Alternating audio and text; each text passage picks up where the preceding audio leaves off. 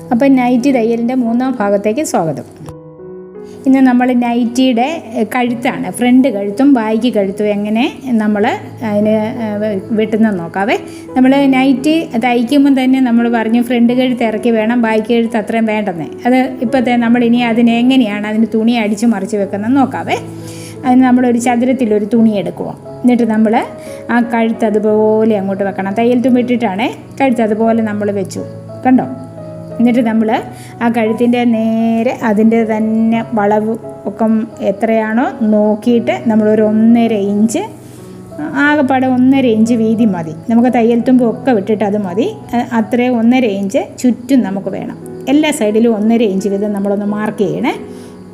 എന്നിട്ട് നമ്മൾ ആ ലൈൻ കഴുത്തിലൂടെ തന്നെ വരയ്ക്കണം, കണ്ടോ. ആ തുണിയിലോട്ട് വരയ്ക്കണം. എന്നിട്ട് നമ്മൾ 1.5 ഇഞ്ച് വെച്ച് വീതിയിലാണ് എടുത്തിരിക്കുന്നത് നമ്മൾ ആ കഴുത്തെ വെച്ച് പിടിപ്പിക്കാനുള്ള തുണിയെ. എന്നിട്ട് അതിലൂടെ നമ്മൾ വരച്ചെടുക്കണം. ഇതിപ്പോൾ നമ്മൾ കഴുത്തിൻ്റെ വരയാണ് വരച്ചിരിക്കുന്നത്. ഇനി ഞാൻ ദേ മാർക്ക് ചെയ്തിട്ടുണ്ട് 1.5 ഇഞ്ച്. നമ്മുടെ ടേപ്പയിൽ 1.5 ഇഞ്ച്, എല്ലാ സൈഡിലും 1.5 ഇഞ്ച് വേണം, കണ്ടോ. 1.5 ഇഞ്ച് ഓരോ സൈഡിലും ഞാൻ മാർക്ക് ചെയ്ത് വരുവാണേ. എന്നിട്ട് ആ 1.5 ഇഞ്ച് നമ്മൾ മാർക്ക് ചെയ്ത് എല്ലാ സൈഡിൽ നിന്നും നമ്മളൊന്ന് വരയ്ക്കണം, കണ്ടോ. ചോക്ക് വെച്ച് നമ്മൾ വരയ്ക്കുക. വരച്ചിട്ട് നമ്മൾ അതേ ഇതിലങ്ങ് വെട്ടിയെടുക്കുമ്പോൾ നമുക്ക് കറക്റ്റ് നമുക്ക് കഴുത്തിന് വെക്കാനുള്ള തുണി കിട്ടും. മനസ്സിലായോ? അപ്പോൾ നമ്മൾ ഒരു ഷേപ്പിൽ ഇങ്ങനെ നമ്മൾ വെട്ടിയെടുത്തിട്ട് നമുക്കത് രണ്ടും കൂടെ കൂട്ടി, ആ 2 പീസും കൂടെ നമ്മൾ കൂട്ടിച്ചേർക്കണം. കൂട്ടിച്ചേർത്തിട്ട് നമുക്ക് കഴുത്തെ വെച്ച് പിടിപ്പിച്ച് നമുക്ക് കഴുത്ത് അടിച്ചു മറിക്കണം. അപ്പോൾ അത് വെച്ച് പിടിപ്പിക്കുന്നത് എങ്ങനെയാണെന്ന് ഞാൻ കാണിക്കാം. കഴുത്ത് വെക്കുന്ന പല രീതിയിലുണ്ട്, പലരും പല രീതിയിൽ വെക്കും. ഞാൻ എൻ്റെ നൈറ്റുമൊക്കെ ഇങ്ങനെയാണ് കഴുത്ത് വെച്ച് പിടിപ്പിക്കുന്നത്, ഉണ്ടോ.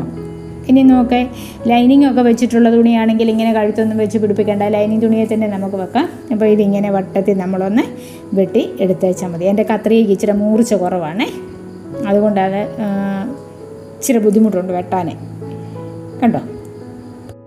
അപ്പോൾ 2 പീസും നമ്മളിതേ വെട്ടിയെടുത്തു. ഇപ്പോൾ 2 പീസ് നമുക്ക് കിട്ടും. ആ 2 പീസും കൂടെ കൂട്ടിച്ചേർത്തിട്ട് നമ്മൾ കഴുത്തേലേക്ക് വെച്ച് നമ്മൾ പിടിപ്പിക്കുവാണേ, ഉണ്ടോ. ഞാനിത് വെട്ടിയെടുക്കുന്നുണ്ടോ, കറക്റ്റേ അത്രയും വീതി മതി കഴുത്തിന് അതിനുള്ളതായി. അപ്പോൾ ഇങ്ങനെ ഫ്രണ്ടിലും ബാക്കിലും നമ്മൾ ഒരേ വീതിയിൽ നമ്മൾ തുണി വെട്ടി എടുത്ത് വെച്ച് അത് നമുക്ക് തയ്ച്ച് അതിൻ്റെ കൂടെ കൂട്ടിച്ചേർക്കാം. അപ്പോൾ തയ്ക്കുന്ന വിധമൊക്കെ ഞാൻ അടുത്ത വീഡിയോയിൽ കാണിക്കാവേ.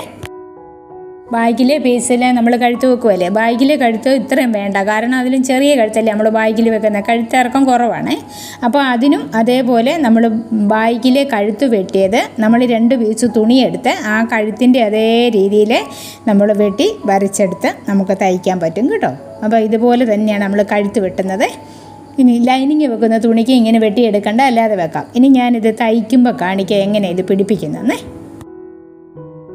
നിങ്ങൾ ആദ്യം ഈ വീഡിയോ കാണുന്നെങ്കിൽ ഇതിൻ്റെ 1ഉം 2ഉം പാർട്ട് ഞാൻ അതിന് മുമ്പിട്ടിട്ടുണ്ട്. നിങ്ങളത് കണ്ടിട്ട് ഇത് കാണാവുള്ളേ.